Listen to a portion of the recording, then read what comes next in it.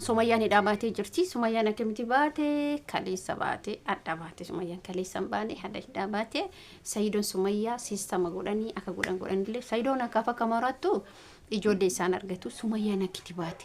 Garuu namni keenya kun ani kan nagarrame niitii isa Hawwii jedhamtu sanii fi gurbaa Umar jedhamu kun waan godhu bira taree Sumayyaa harka dhungatee jechuudha gammachuurraa bawuu isiisanii fi haati ilmaa baga baate garuu akkaataa fi gocha isiitu isinittidha namatti dhagama. Assalaamu alaykum warahmatullahi wabarakatuh. Jirtu akkam nagaa keessan fayyaa keessani isinirra badee jira har'ibulii 11 maal isinirra badee jira. Sumayyaan hidhabaatee jirti. Sumayyaan akkamitti baate? Kaleessa viidiyoo sobaa fidanii viidiyoo maali fidanii jamuu argee minaamina jedhee baadiyyaa Gondar hin jirtu ijoollee jamar ijoollee yoo jiraattellee asuma naannoo Finfinnee baadiyyaa fidanii yookiin viidiyoo irraa waraabsisanii akka isaan siistama qaban akka isaan mala qaban Oromoon teenyatuun gizee tokko laaltan mee laala namoota namaaf bitama gara biraa dhiisa Hawwiin niitimmaan Saidoo Hawwiin hin bitamte Imaan hin dhaabatti Sumayyaan hin baatu jettee Hawwiin hin bitamte Umar hin bitame garuu haadha ilmaata garuu akkaataa namni nama duuka nyaatee nama itti nyaatutu nagarrame ani wallaa waan nagarrame keessa waan na dhibee keessa garuu Sumayyaan Hawwiin akkamitti Saidoon akkas jette nagarrame hedduu na dhibee garuu siistamni malli isaa mala lakkoofsi intalaan argamu akkamitti argattiree lakkoofsi intire maal yoo soba dhiisan maal qaba marra koo qaba soba yoo dhiisan ajaa'iba rabbii دائما رفتي جدا والله كان أفيو أكني سنين جاتو بربادو على كل حال هندومانو سميان باتي جرتي سميان كباتي بغانا غام باتي جناني باو سميا ودونتاني أكاتا نماتو نمارسا أكاتا نمني يرو نموجي نمجراتي نمبرا فكاتو ميما لا إسان نم أسين أما نيتي إساتي أسين موتو يو مالي دامال جيشون قبدو وهندومانو سلا Hawwiin suni Saidoo duuka dhaabbachuu qabdi. Umariin kunillee eenyutu itti aana Saidootu isatti aana fira Saidooti dhiiga Saidooti garuu Umariin sun immoo irra guddina eenyu deeggara Sumayyaa deeggara. Sumayyaan manni hidhaa jechuun halkan tokko namni tokko bulee halkan tokko namni tokko bulee halkan tokko mana hidhaa buluu dhiisati jedhamu jechi suni sakandii takka mana hidhaa keessa buluu hin ulfaata jedha hin ulfaata manni hidhaa mana hidhaa jumee Sumayyaa suuraa kaleetiif suuraa amalala suuraa duraatiif suuraa amalala daaraa taate jechuudha argite jechuudha ammas tarii wabiidhaan bahuu dandeetti yookiin immoo haala garagara garuu Sumayyaan amma deebitee Finfinnee keessa ta'uun Allah haalam shakkisiisedha garuu kan nama dhibu ilmaan kana Sumayyaan maaliif Gondar hin galchite haati ishee sun amantaan isaanii amma nan shakka waa shakku keessa ama haati Sumayyaa daaqoni wayiiti yani mulukse na fakkaatti mulukse chubaytani mulukse chun nama taabotatti galee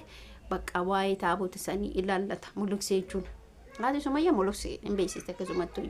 yoo warri mulukse hin beekne nuti naannoo keenyatti mulukse jenna warroota akkana kinu kofiyaa akkasii godhatanii maal nama bakka jireen abbaa warraan qabdu mitiire heerumuu hin dandeettu akka keenya dhaalamuu hin dandeettu mulukse jedhama garuu amantaan kuni muslima kristaanummaan kuni waan jiruuf Sumayyaan akkamitti ilmaan kana isiin bira maaliif galchite maa galchite ijoolleen kun akka amantaa kana hordofan gochuuf immoo maal akka ta'e naaf hin galle tarii Sumayyaan amantaa isii deebuu dandeetti ka ani bakka waan inni naa galan jiru maaliif Gondar galchite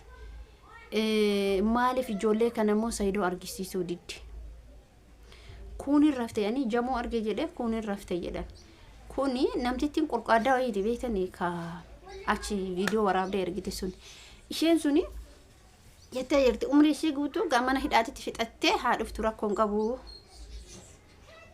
maal yaadaniiti garuu gaafa kana Saidoon akkamitti intala kana baasa maaliif baasa maal argatee baasa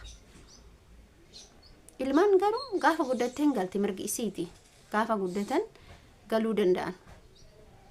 barumsa isaaniitirraa foolessitee Qur'aana hin barsiiftu barumsa hin barsi wala ta'ani baramma tokkoffaa ilmi ammaan jamuna nama Qur'aana galuu danda'u nama keejii baratu kan geenne na fakkaata garuu Qur'aana ijoolleen Qur'aana irraa gaafa fagaatte hin ulfaata amantaa isaanii san hordofsiisan amantaa isaanii san qabsiisan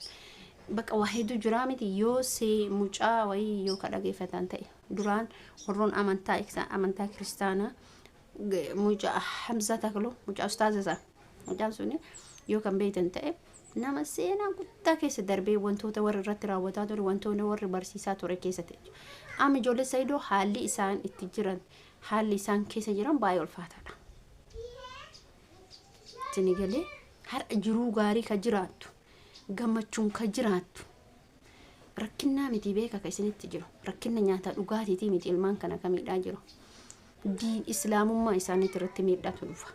amantaa isaaniitti irratti miidhaa guddaatu dhufa. Kana beekuu qaba saidoon tokkoffaa kana hoon beeyne ijoollee kana daddafee yoo ofiitiin zoorsine daddafee yoo biran galchin dhiibbaa guddaatu dhufa amantaa irratti dhiibbaan guddaan dhufa. Ilmi xiqqeennan tokkoffaa quraana baratuu qaba barumsa idilee barumsa kamuyyuu ni barsiisan barumsa kamuu ni baratu miti amma jaartiin kun haati Sumayyaa kun ortodoksiidha isin daaqoniidha isin wena molokseedha isin jedheetu waa'ee taabota keessaa bichaa beeti ilaalti miti ijoollee kana waan kana barsiisuu dandeetti isin hagalu amantaa kana jettee qabsiisuu dandeetti. Mucaan suni maal jedhe isinitti fakkaate duraan nuti jedhe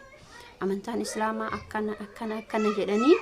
maatiin keenya nu gorsaa turani gaaf amantaa islaamaa keessa seenee ilaalee ana bar maatiin kiyyaa abbaa faati kiyyaa